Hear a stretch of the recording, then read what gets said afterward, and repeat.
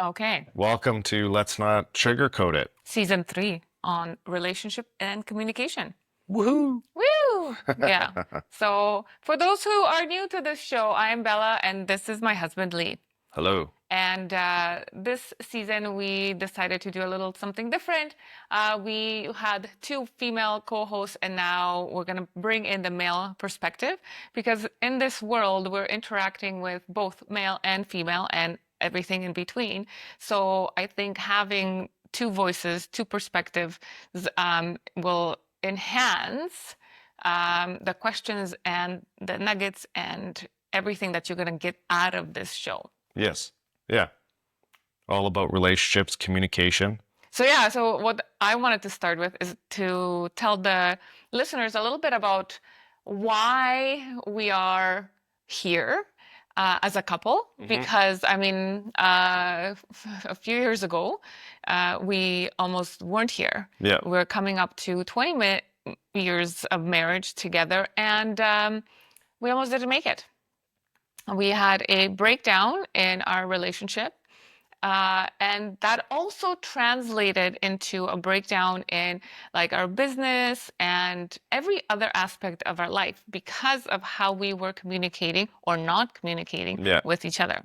So How we thought we were communicating. yeah, Right? We were, jumping ahead a little bit, but we were both living in a world where you put your needs last. You're putting in everyone else first. You're putting me first, your mom first, the kids first. Business first, and I was doing the same, right? Putting everyone else first.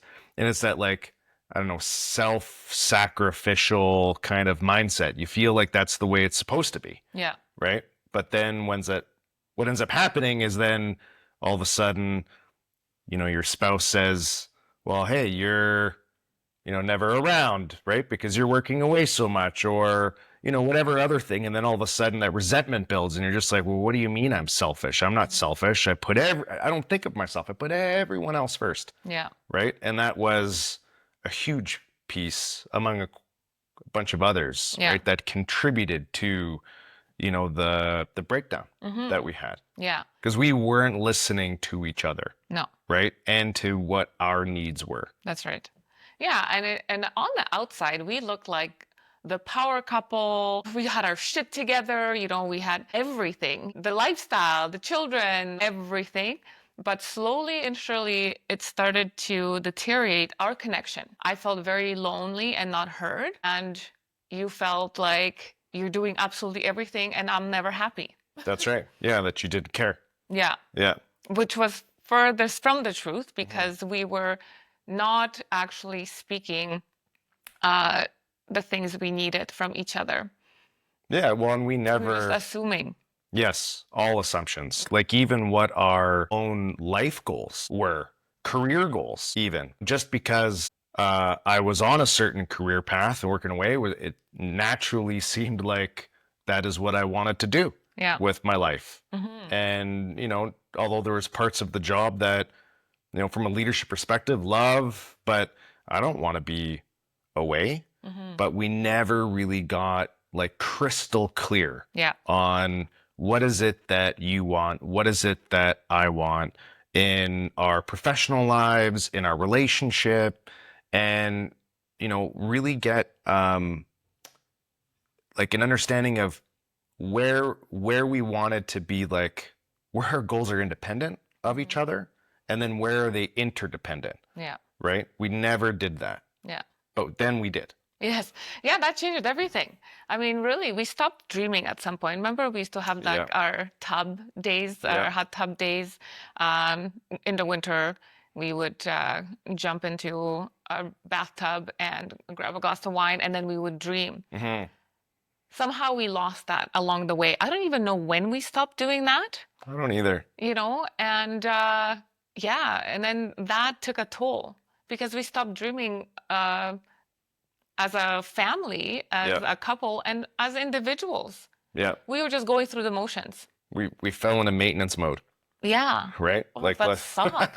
It sucked. Yeah. Like really, I felt so alone, and every time you would come home, I would make sure that I dropped everything and, spend quality time. And you wanted to serve because you were away, so you wanted to mow the lawn. But I got that organized, and you felt like I was taking that away from you. Yeah. While I was thinking, well, you're already away. I don't want you to be doing the chores around the house because that's time away from me again, Yeah. right? Yeah, I remember like just things like,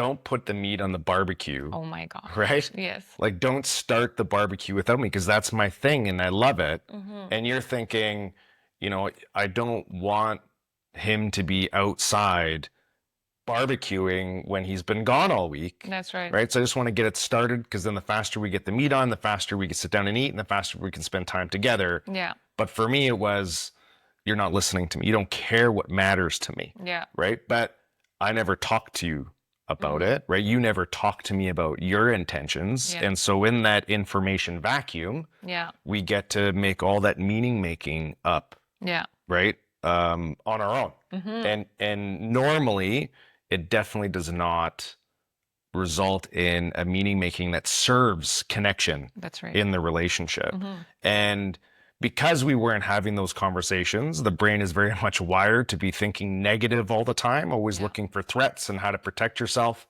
And so you just start to build resentment that starts to erode the connection, right? What you were saying earlier. And then we also fall into the, what are we thinking about? We're thinking about what we don't want. Yeah. Right? A lot. Well, I don't want to be talked to like this, and I don't want to be this, and Yeah. I don't want this in my life. I don't want to be living like that. I don't want to be living. Well, there was a period of time, even in Edmonton, right? I don't want to be living here. And so we attract all of that which we start communicating. So then that's where our focus goes Yeah. on all the negative. And in that negative, like in that listening, it was like, I don't want this life, which was an amazing life. And you took it as if like, it's not enough. Yeah. But for me, it wasn't about the life, the things, the material things. It was about time with my husband. I didn't want a life where you weren't part of my life. You were here on the weekends. So in that messaging, what I wasn't clear about was that I don't want this life without you. Yeah. While you took it as this life is not good enough because I don't want this life. Yeah. Well, we're all conditioned, right? Men and women a certain way. At a very young age, we don't even know what's happening. Yeah. But a lot of men, I was definitely one of them, very much conditioned to be a provider and a protector. Yeah. And so I didn't know how to be anything else, right? I thought that this is what guys do. I mean, my dad always worked away from home, right? And so I never realized that I was following down that same path of just like, hey, where's the money at? Yeah. That's going to be the way that I can provide and show you how much I care about you and how much I love you and make sure that you have all the things that you want. So this way it's never like, oh, I want this and it has to be a no, right? It was always to be like, yes, we got it. Yeah. And that was my way of like also showing love, which was not your way of receiving love. Yeah. Right? It was acts of service for sure. However, I thought it was, I just had that realization not too long ago. We had a talk about that. It's because I always thought it was acts of service because that's how I was shown love by my parents. We never said I love you. We didn't have like hug, like affection, like none of that. But it was acts of service. So my parents would always do things for me to show that they love me. And that's how I knew they loved me. So when we met, I was like, yeah, it's acts of service. You need to, do something. Like when you mow the lawn, you show me that you love me. And then you would try to show me love by coming home and mowing the lawn. And I would be like, no, but I want time with you. Yeah. Right? So when we sat down, it's like, holy man, like literally my way of receiving is quality time together.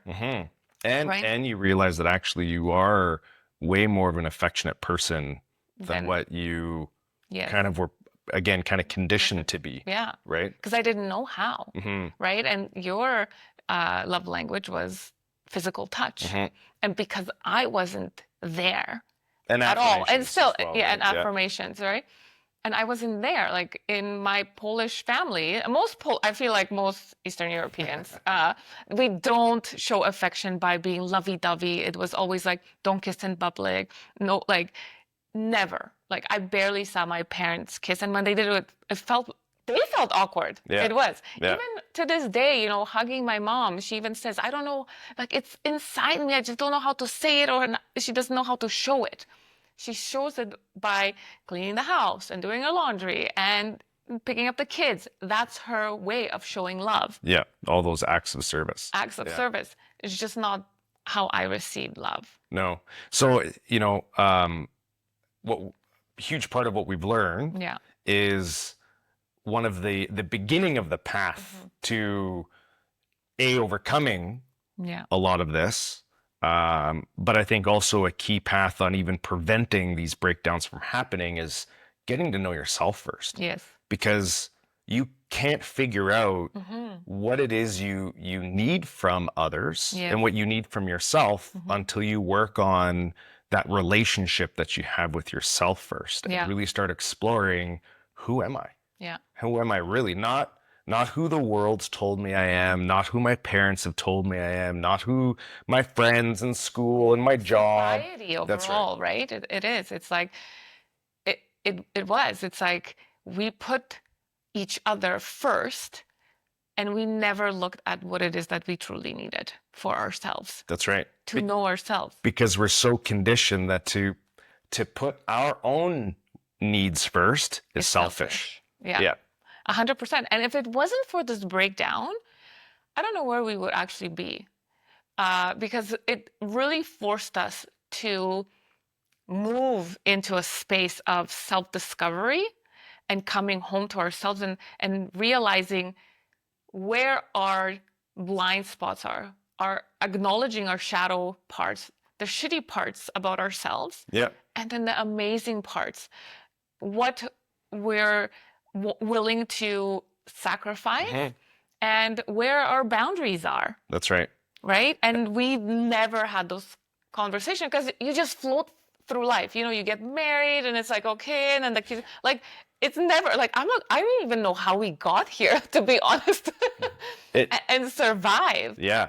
I mean, I'm so happy that we're out of that survival mode and we're in a thriving state now.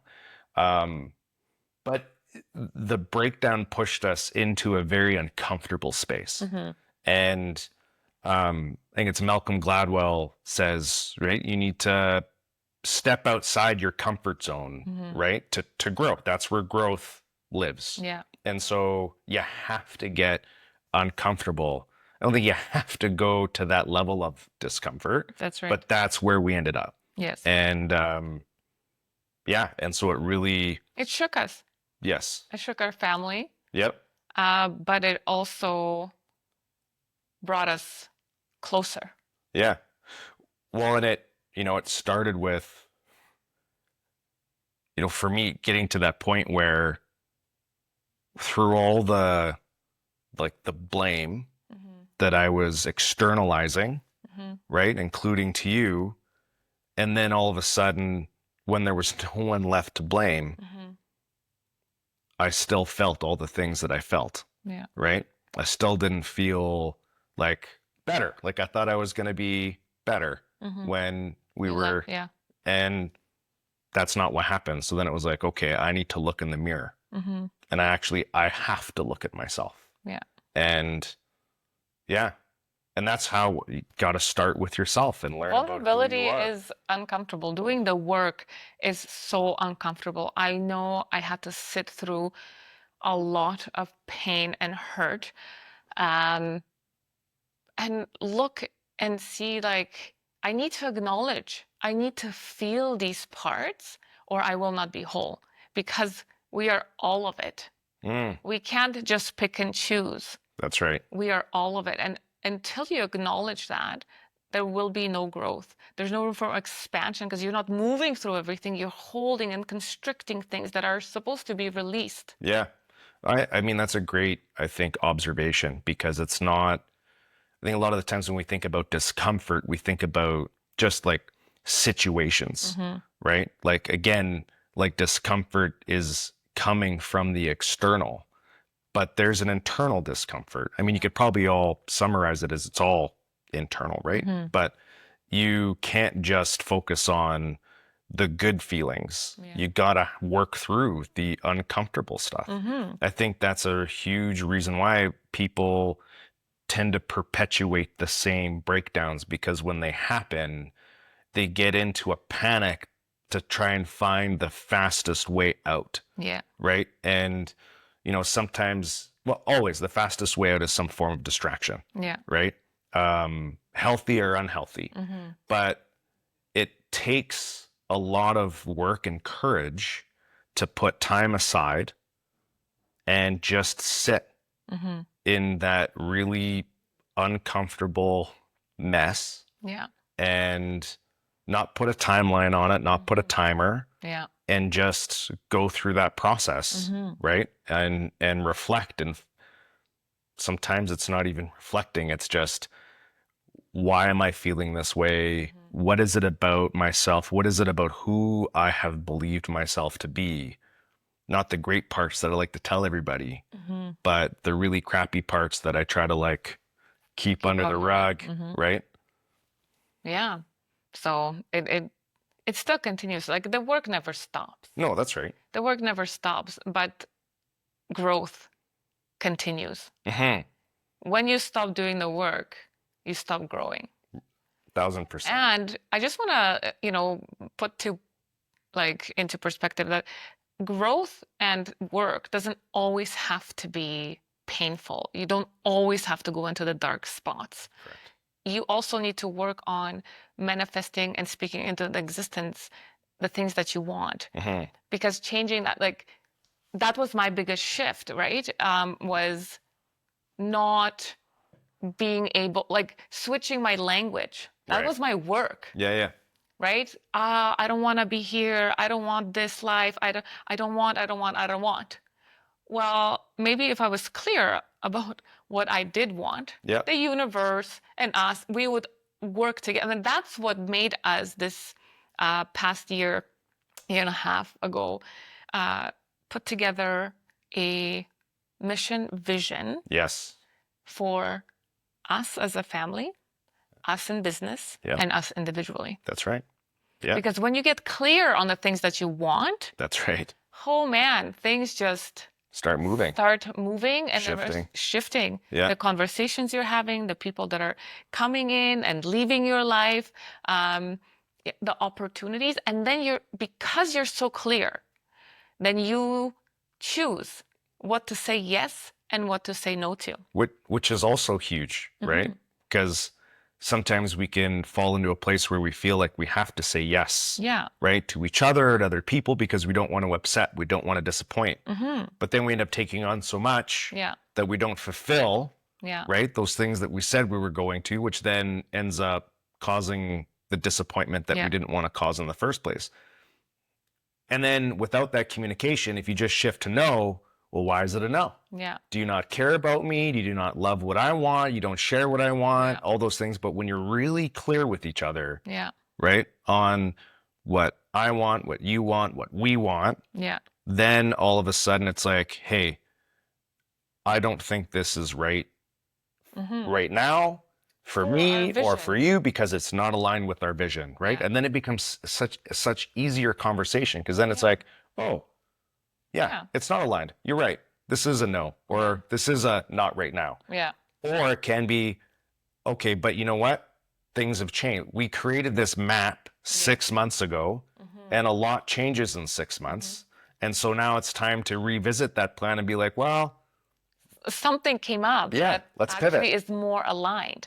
It's listening to your intuition and not being so stuck on the outcome, because you can set yourself a goal, a vision, and as you're taking those steps, as those doors open, as opportunities show up, you have that choice to pivot and say, wow, this is actually where I was supposed to be through the steps I took, but now we need to pivot and go this direction because that's where our energy is flowing. Does it feel aligned? Does it feel right? This outcome was not there for us to reach. It was to get us the steps Yeah. to pivot to whatever else came along. Yeah. I got this picture up on the wall here, and it's an analogy that, or it's a metaphor that I use all the time. And the picture is just a very grand hallway, pillars and a door at the end, and it's exactly that.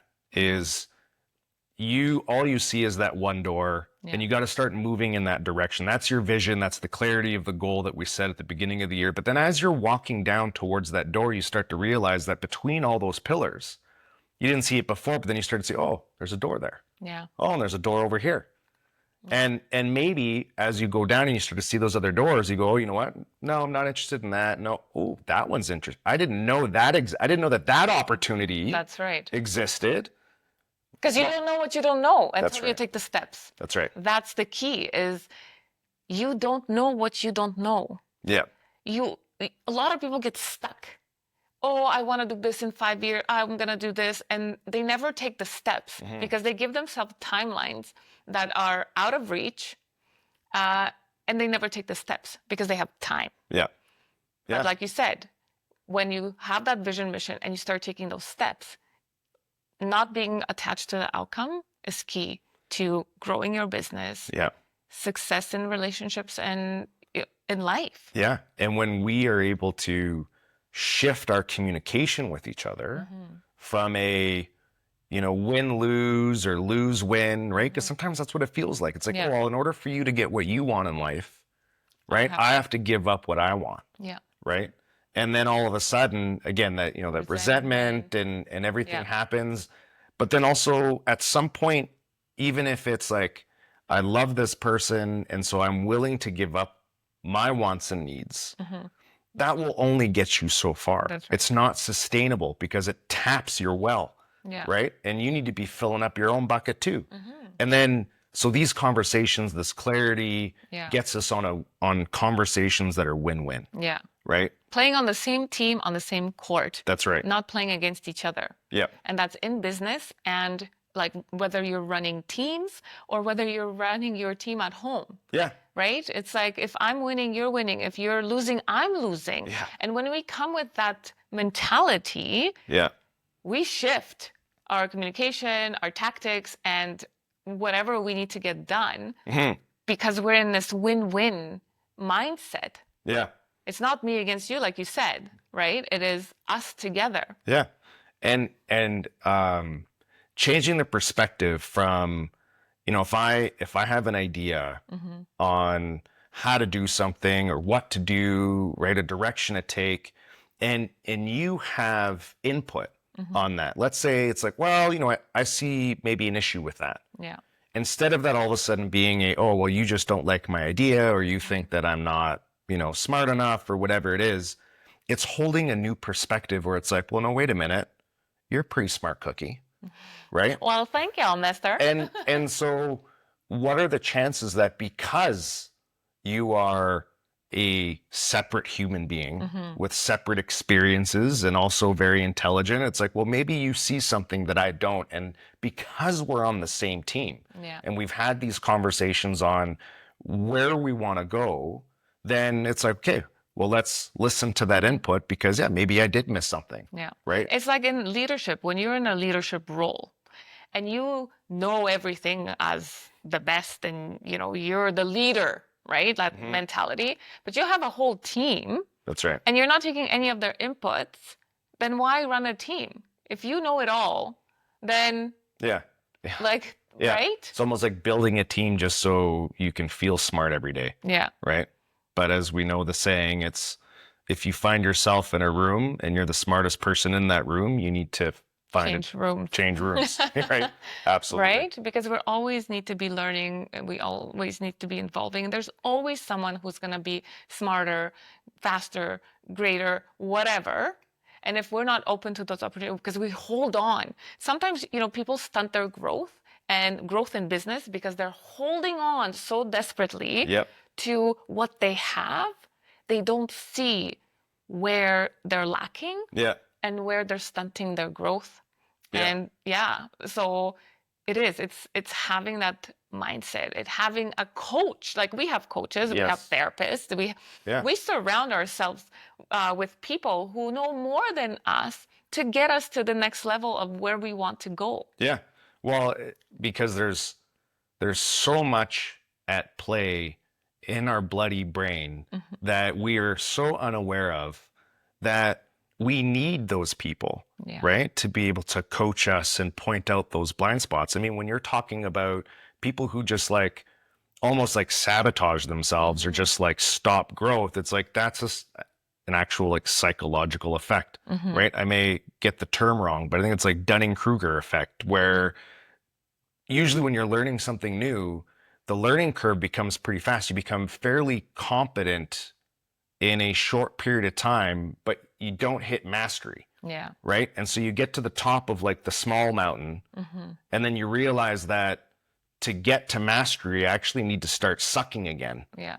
And that's a horrible feeling because you just went through this spike of just like I'm winning, great. I'm great, I'm right? the boss. Yeah. I'm this. Yeah. You know? And now all of a sudden, It's I like, gotta, oh, the student. yeah, I gotta become a student again. Oh, I don't want to do that. But that's the path to mastery. That's right. Yeah.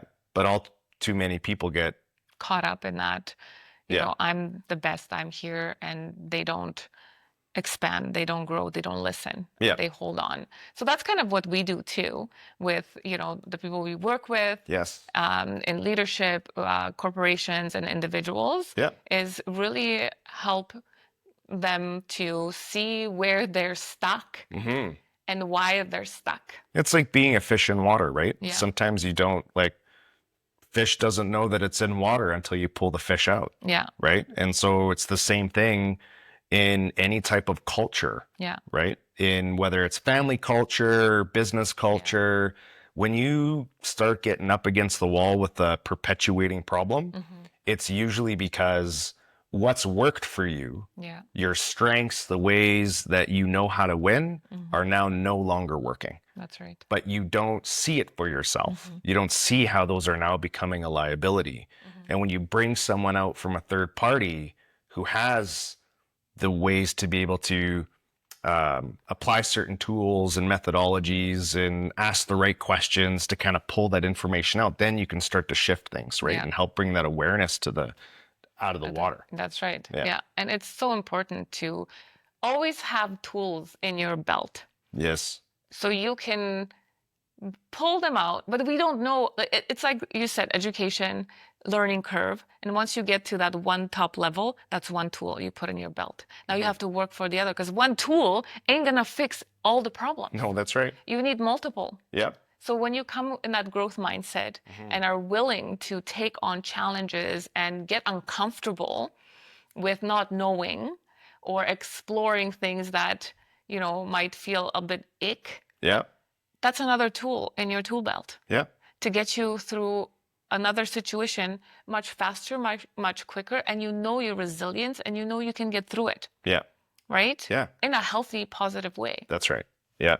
Which is really the whole kind of basis foundation for this season. Yeah. Right? Where not only is it a part of, okay, we've gone through a lot. Yeah. We've learned a lot, and we know that we can share some of the stuff that we've been through and learn and are continuing to go through and learn with others, Yeah. right? To help them, whether you're going through something now or you're, you know, might in the future, this could help prevent. Yeah. Because we've realized like constant, like, aha, mind-blowing moments.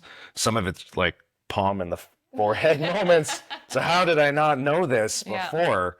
And usually it's the simple things, right? Yes. Where you have those, it's like, holy man, if I only had someone shift my perspective. It takes one word sometime Yep. to give you that light bulb. Oh my gosh, never saw that way. I will take this. You're right. Let's move on. Yep. Yep. Peace. And then also, we know that there are tons of people out there that have gone through their own challenges, Yeah. right? With communication in relationships, right? Couplepreneurs, you know, people that are in key leadership roles and also trying to figure out why they can be so successful in a career, in a job, in a business, right? Scaling, startups, all of it, yet somehow at home, Yeah. you can't make it work, Yeah. right? And we know that there's those other little gems that they have Yes. that will be able to Unlock the unlock. secrets of how we work together. So on that note, I have to also tell you, I'm not just smart, I'm clever. Yes, clever. I'm Yeah. clever. Yes, you are. It's a kind of an inside joke, which we may tell you or may not. I don't know. So it's inside. Yeah, we are looking forward to having lots of guests, a lot of couples, entrepreneurs coming and sharing their stories of resilience, of communication failures, successes, their leadership style, and what makes them work. Yes. Because if you're not working at home, something is giving. You can have it all. Yeah. You know that saying, you can't have it all? Yes, you can. Listen, if you learn how to lead at home when you're the other person in that home is that person who knows all your triggers, all the ways to get you fired up, right? And you're able to effectively lead in that environment in a very, respectful win-win situation. You can lead anywhere. That's right. Right? And you can lead anybody. And so I do want to add, we've talked about a lot of things. I think there's little pieces of nuggets that people can pull out. But we spent a lot of time talking about kind of the clarity, mission, vision. Yeah. And so I just want to go back. So if anybody's wondering how to do that, our approach to it was we built our vision for our lives separately. Yeah.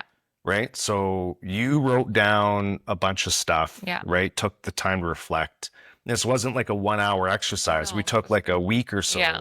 Right? Because sometimes when you're going, right, you write things down. Yeah. And then, you're done, but then a couple days later, some other things pop up. So you add. Yeah. And it was all about what you want independently, what I want independently, what we want interdependently for each other, everything from, finances to travel to where we want to live, how we want to live. Yeah.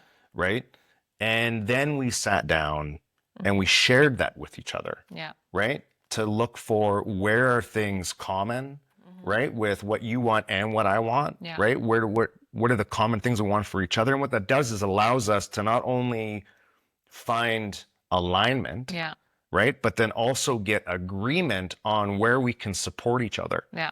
Right? Because there are going to be things that you're up to that really doesn't have anything to do with me directly. Yeah. Right? And vice versa. But you want to support me as I want to support you because we are individuals. Yeah. Running parallel and then interdependently. Yes. Not dependently. Good job. Thank you. I'm learning. And then just to touch on that, it was the hardest for us. I feel it took a week to do the individual because we weren't conditioned, we weren't trained to just look at our own without any consideration for the other person. 1000%. Right? Because the vision was supposed to be just for like me and just for you. Yeah. Without the consideration of what would that do to my husband?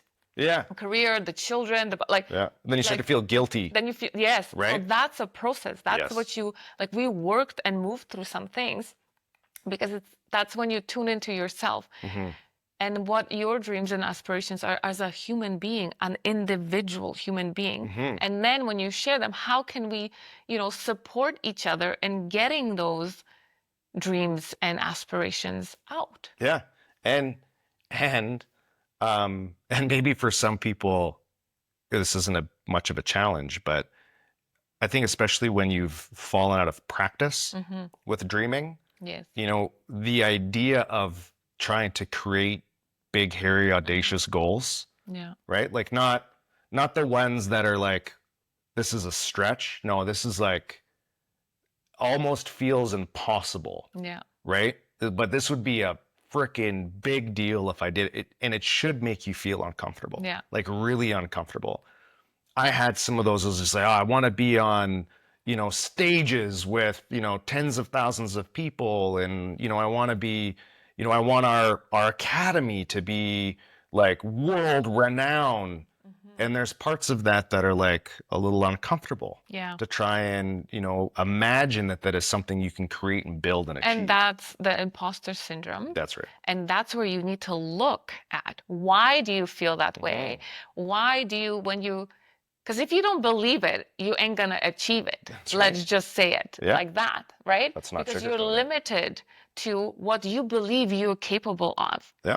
So you can say, I want $1 million, 5 million, this, that, whatever. But if you truly don't believe that you can achieve it, you never will. No, because then it's like having your both feet, like one foot on the gas, but the other foot on the brake, right? So you're trying really, really hard to achieve those things. Yeah. But subconsciously, your mind won't let you ever achieve it because it needs to prove that you don't believe it. That's right. Right? So it's got the foot on the brake. Yeah. And that goes back to the importance of when you feel that discomfort in your dreaming and what you want to accomplish, and you start to feel that resistance, you do need to not skip over it or just be like, I don't want to do that because it makes me feel really uncomfortable.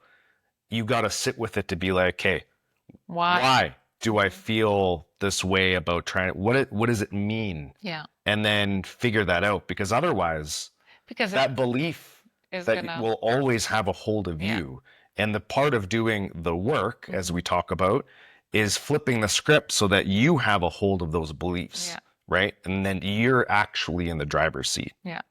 And, most of the time, that uncomfortable feeling is because the ego wants to be there for, like, the ego is a biatch. Yeah. And in order to grow, you need to shed the old version of yourself and your limiting beliefs.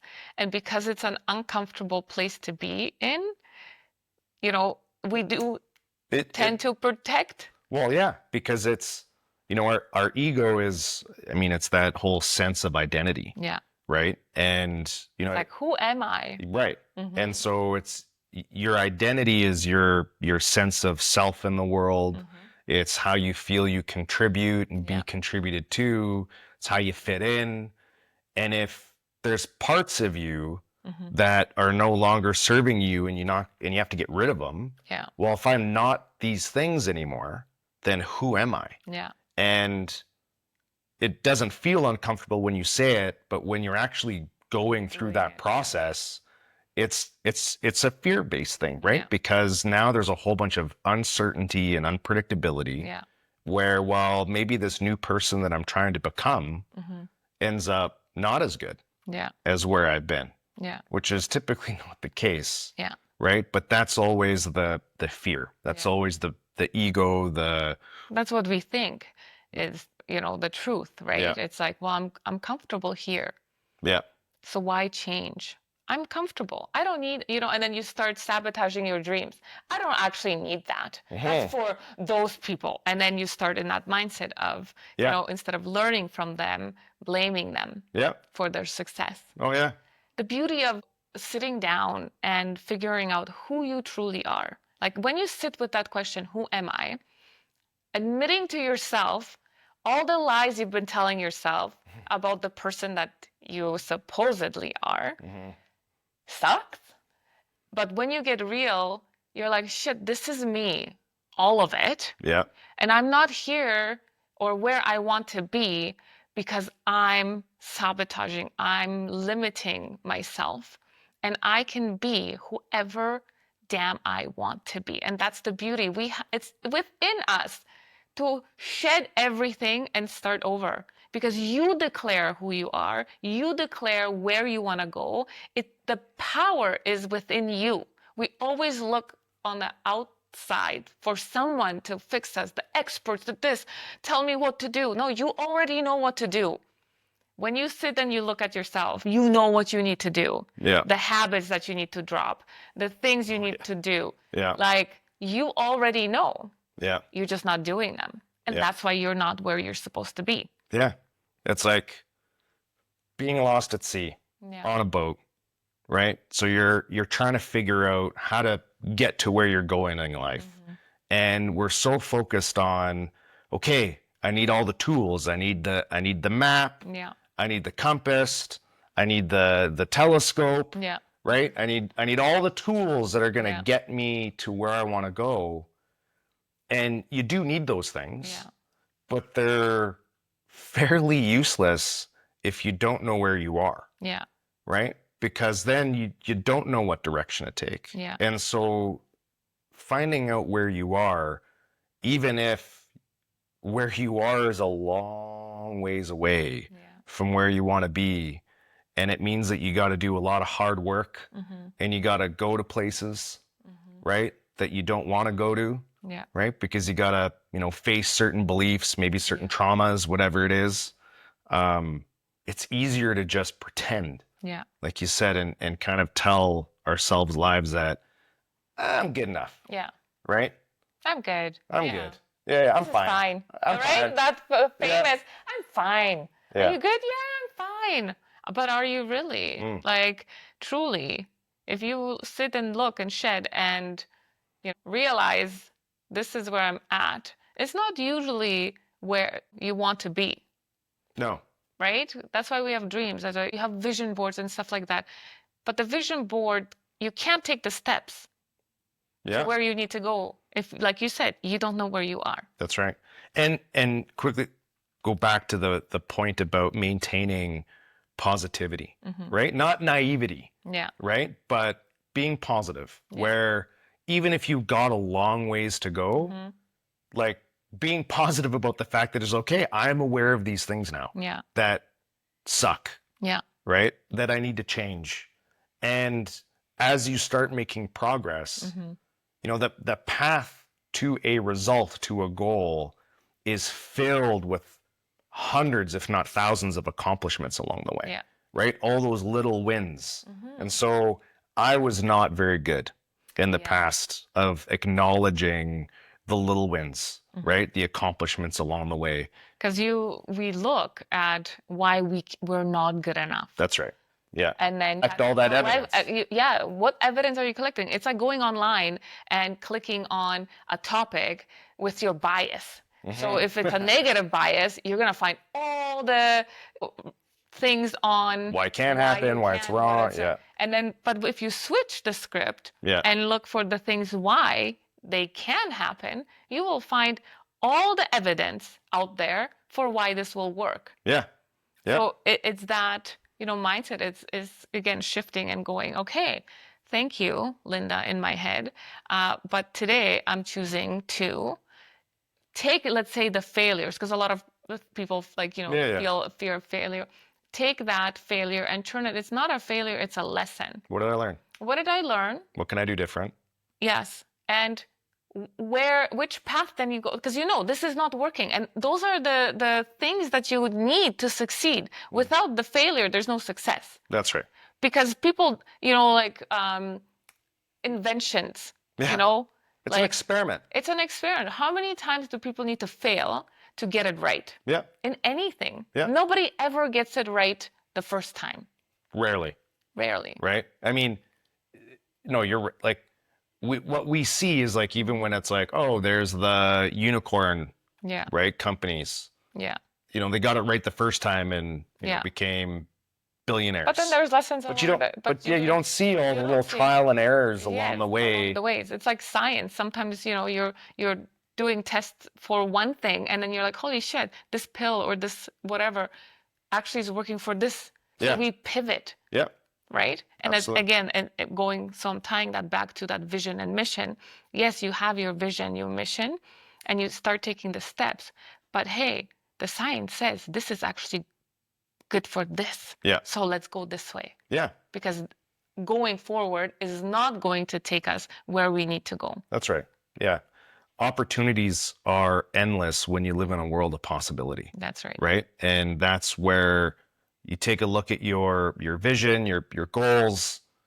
Either you can change the goals because things are changing. You're finding out that, the business that I wanted to build, the service that I wanted to provide is actually catering to a different clientele that seems to be more attracted to my services than what I really wanted initially. Yeah. So now you're left with this, I can pivot that plan and go there. Or if I'm really like, no, that's not what I want, then you got to change, Yeah. right? And make some tweaks Yeah. to your services, as an Yeah, I was example. talking to a friend a couple of days ago, and she said, Bella, I've been, hustling for so long, and I was trying to take the business somewhere else, but where my heart and energy needs to go is this direction. So she's like, I'm just going to refocus because this is where I need to be.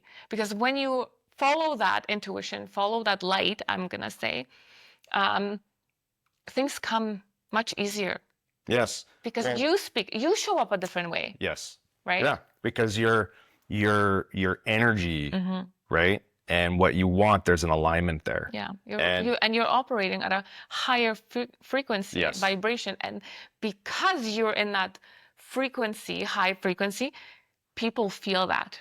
Yeah. That, you know me, I'm all about energy. You know that when you walk into a room and you notice a person and suddenly you get that weird, awkward, oh my gosh, do not approach kind of vibe, it's because they're in a lower frequency. Yeah. It's not because you know something or they looked at you funny. It's because they are possibly going through something or whatever. They're operating at a frequency that's not matching yours. That's right. So steer clear of that energy. Yeah. So when you're doing things that are not aligned with you, your vibrations go down, your frequency is lower, and you do not attract the people. People are like, oh, why am I not attracting my clients? I'm doing this, I'm doing that. It's because you're not attracting them because you're not believing that this is where your space is, what you are meant to do. But because we're conditioned and sometimes we put in so much time into something, you don't want to let it go. Well, and because as more time goes on, right? Yeah. And you're so invested into something, that also becomes a huge part of who you believe you are. Yes. So then to give that thing up, right? Because it's so ingrained and attached to your identity. Well, again, oh man, I can't do anything else, right? Or the act of doing it's going to be too hard, too uncomfortable, and so I'd rather just suffer in silence. Yeah. Right? And which is not a healthy place to be. It drives people into those lower frequencies. Yeah. And we end up in those situations because we fail at having the communication needed much earlier on in our external relationships, but also in those relationships with ourselves. Yeah. Right? Again, going back to getting really true on, who am I and who do I want to be and what's it going to take? Right? Not just, oh, let's do all the good habits. Yeah. But get real on all those bad habits that it's like, I need to do something about this. This belief, I need to change that. Yeah. And that's hard work. Yeah. Right? Going back to collecting evidence, when you're so used to collecting evidence that supports why you're not smart or you're not good enough or you're not lovable, right? Or any of those things. Yeah, you're not clever enough. Then to shift that mindset into like a true growth mindset where now you're intentionally collecting good things that happen, even if that good thing is only like 1% better, right, than before, it's hard because the brain doesn't want to do it. Yeah. Right? It's not normal. But with enough practice over time, it becomes normal, right? And when you've really got that, again, clarity in vision and mission and the goals with your teammate, then it becomes even easier, because a hard part of going through the process of finding out who you are really is not just keeping it to yourself. When you find that out, it is sharing it, right? I was getting goosebumps right now talking about because of the impact that it's had, right? To say, this is what I'm learning about myself, to you, right? And you sharing that as well. And there's that fear of like, I'm going to share some of like, I found this out about the way that I believe about myself, and it's, it's embarrassing, it's shameful. And then when you create a safe, vulnerable space where I still feel loved, right? That's where that connection happens. Yeah. You don't build connection first and then vulnerability comes afterwards. It's through having the courage to be vulnerable first, right? And then you can support each other in the way where if I see through your body language sometimes or whatever that you are in a certain mindset. But because you've shared things with me, I can be that person to support you and be like, hey, Yeah. snap out of it. Yeah. Right. And let's, work through this. Yeah. Right. And I can come in there right away and be like, what do you need from me? Yeah. Right. To help us get through this. Because it's also important, right? You can visit Pity City, but you can't stay there. That's right. Sometimes you still need to acknowledge your feelings. You can't just be, hey, let's snap out of it and not spend time there. But if we're still spending too much time there, That's right. 100%. And, we've learned that balance is, sharing or getting me out of a certain state. Same with you, Yep. right? Like we give each other the support when support is needed to process those feelings and whatever you're going through, because that is important. So we're not holding on to it in our bodies, which then manifests in, ulcers and stomach pains and rashes and whatnot. But we're moving through it, feeling held and supported, and then moving forward with the tools that we collected. But when there will be times where you're going to be like, I'm back there. That's when we can come in. It's like, okay, we've been there. We got it. We got this. Let's get out. Yeah. Yeah. It's holding each other accountable. Yeah. Right. But not in a way where there's like a bunch of resistance and tension, because again, we gone through a lot of these steps to get alignment and to prove to ourselves that we are in a win-win, right? And we do want the same things, right? And we are on the same team. And then that just becomes so much easier than when it does come to holding each other accountable in those types of scenarios. It's not like, oh, you're trying to make me look bad. Yeah. It's like, no, actually you're doing this for the best part for me. Yeah. Right. And then it's, again, whole new perspective. Yeah, I love you. I love you too. You're so cute. This is so awesome. Like, even when we're looking into each other's eyes, like that connection, that vulnerability, that emotion, I feel it, right? Yeah. And I do want to acknowledge you for all the work that you've been doing and that we've been doing together. And yeah, I think that's another conversation on, attachment styles. Yeah. But yeah, I want to, acknowledge you for the man that you've become and are becoming. Thank you. Because the man I knew is no longer here. New version, Pico 2.0. I like this version much better. It's my own new season. It's your own new season. Yeah. Thank you. And I have to acknowledge you as well, because a relationship is two parts. And it doesn't matter how much work I've done. We wouldn't be here if it was just about me. Yeah. And so you've had to move through a lot and work through a lot. And you are a very strong, very courageous, very brave woman. You've got a lot of strength in you. And if not for that strength, we wouldn't be here. So. Okay. On that note, I love you. Love you too. Till next time. Bye. Till next time. Bye. Aw.